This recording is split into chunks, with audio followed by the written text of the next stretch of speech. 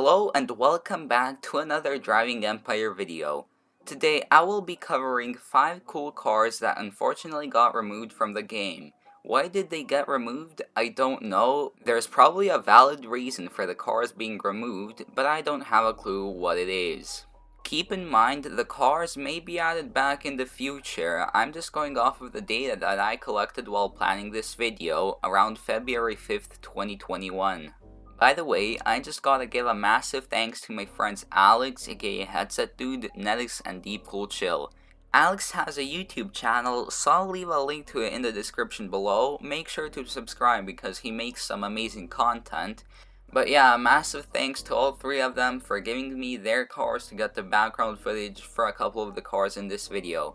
Anywho, let's get straight to the list. The first car in this video is the Koenigsegg CCX. The Koenigsegg CCX is the predecessor to the Koenigsegg Agera, and it's famous for the fact that the Stig crashed it while doing a hot lap around the Top Gear test track. It's a pretty damn cool car. It looks good, sounds good, and I mean, it's a Koenigsegg. It's obviously cool. There were better purchases than the CCX even when it was on sale, but if you own it by any chance, it's still not bad. It has fairly decent acceleration and a top speed of 302 miles an hour when maxed out, as you can see in the footage in the background. The interior is pretty nice. I've seen better interiors, but the one in this thing still has some solid details and isn't half bad. The sound of the V8 that this thing has is extremely nice and very fun to listen to. Here, take a listen.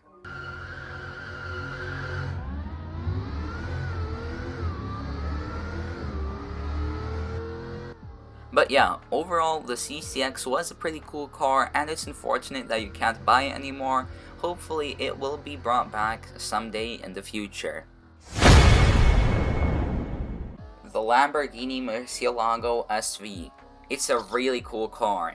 It's the ultimate version of the Murcielago, a Lamborghini model that many people love. It has some nice exterior changes compared to the normal Murcielago, and it has much better performance as it should.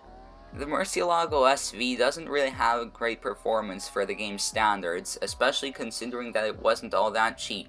Even when you max it out, there were many better choices for roughly the same price, but with much better performance.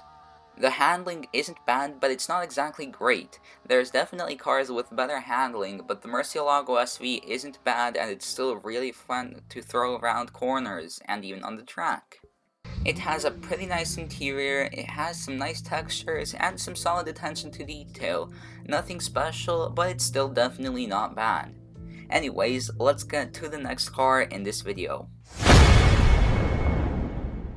The McLaren P1 GTR. The P1 GTR is an absolutely insane version of an already insane McLaren hypercar, the McLaren P1. It has an absolutely massive wing and other insane aero pieces added onto the car, making it one of the most insane looking cars in the world in my opinion. All of the modifications that McLaren have done to the P1 platform to make the P1 GTR makes it an absolutely insane track car. When it comes to the P1 in-game, it wasn't exactly a great purchase.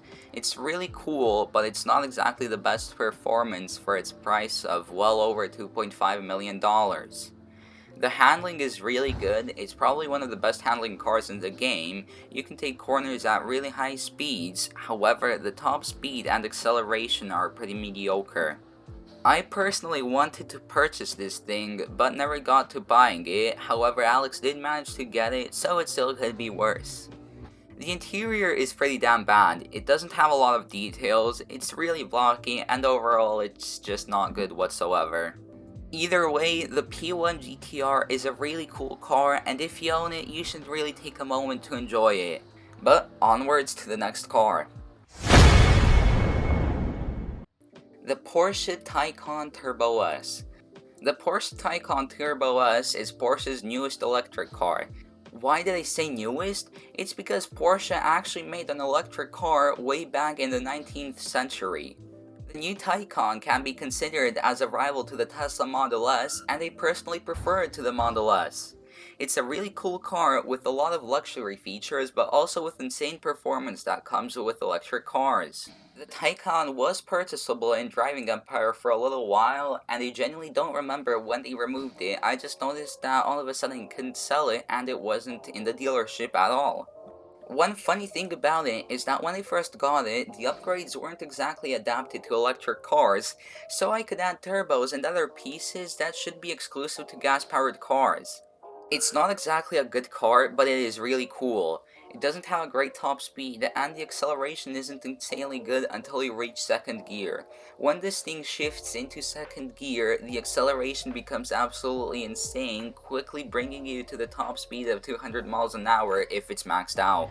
The handling isn't good whatsoever, it understeers a lot and overall just isn't good around corners. The Taycan is definitely a car for straight line performance and not cornering. When it comes to the interior, it's one of the better interiors in the game. There is a lot of attention to detail both in the front and back seats, and overall it's a great experience driving this thing even in first person. The main reason I think the Taycan is cool is because it's one of the few electric cars in game. Anywho, that's all about the Taycan, and let's get to the final car in this video. The Gordon Murray T50. The T50 is the most recent addition to the game. It got added in the New Year's update to Driving Empire and curiously got removed only a couple weeks after the update came out, so you really didn't have much time to buy it. People consider the T50 to be the spiritual successor to the McLaren F1, being a supercar with 3 seats and even a manual transmission, so it's probably a lot of fun to drive in real life. When it comes to the T50 in game, it's not really that great, especially considering the price. It has decent acceleration and a mediocre top speed. Keep in mind that the T50 that's being driven in the background is stock, but even then it's still not that good considering that it costed like $2.5 million to buy. The handling isn't bad, but it's definitely not the best. It can take corners at fairly high speeds, but it's far from being one of the better cars in the game. However, the most fun thing about the T50 is how much it slides. It's one of the easiest cars to do donuts in, and oddly enough it's really good in drifting considering that most cars in this game just spin out when the rear tires lose grip. It also has a really nice engine sound.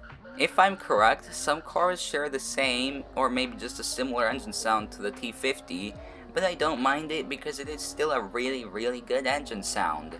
The interior really isn't that good. There's almost no attention to detail whatsoever except for the orange driver's seat.